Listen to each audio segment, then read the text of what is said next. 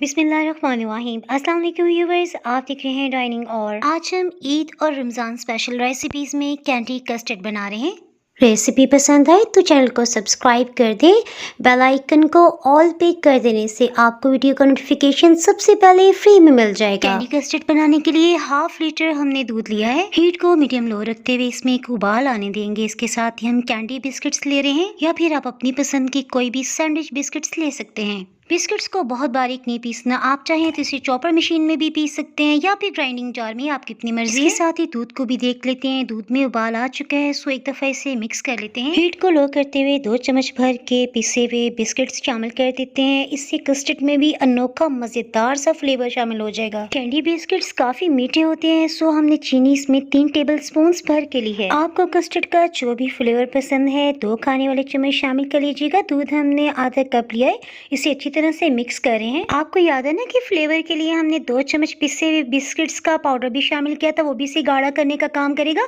इसीलिए हमने इसमें कस्टर्ड पाउडर कम मिकदार में शामिल किया है। कस्टर्ड का मिक्सचर शामिल करते हुए लगातार दूसरे हाथ से हम विस्क करते रहे हैं। आपने मेरी कस्टर्ड की अमूमन रेसिपीज़ में देखा होगा कि कस्टर्ड बन जाने के बाद जब ठंडा हो जाता है ना, फिर भी उसमें किसी किस्म के लम्स नहीं बनते, गुठलियाँ नहीं बनती। खुशबू के लिए वनीला एसेंस आधी चाय की चम्मच शामिल करते हुए हमने हीट को ऑफ कर दिया है। डेयरी क्रीम का 200 ml का पैक है, इसमें से आधी क्रीम हम इसमें शामिल कर रहे हैं। ये वही क्रीम है जो हम रशियन सैलेड में भी इस्तेमाल करते हैं। इससे फ्लेवर बहुत रिच और क्रीमी रहेगा। हीट को तो हमने ऑफ ही किया है ना। जैसे क्रीम अच्छी तरह से मिक्स हो जाएगी, उसके बाद जब तक ये रूम टेम्परेचर पे कस्टर्ड नहीं आ जाता, 2 से 3 बार इसे अच्छी तरह से मिक्स कर देंगे। इस तरह से ठंडा होने के बाद भी इसमें किसी किस्म के लम्स नहीं बनेंगे। टाइम आ गया इसे असेंबल करने का, सो पिसे हुए कैंडी बिस्किट्स को हम लेवल में कर लेते हैं। बिस्किट्स को सोक करना बहुत जरूरी है, इसके लिए हम पानी का स्प्रे कर रहे हैं। आप चाहें तो दूध से भी इसे सोक कर सकते हैं। कैंडी कस्टर्ड को मजीद जायकेदार बनाने के लिए हम चॉकलेट सॉस का इस्तेमाल कर रहे हैं। इसकी रेसिपी का लिंक ऊपर आपको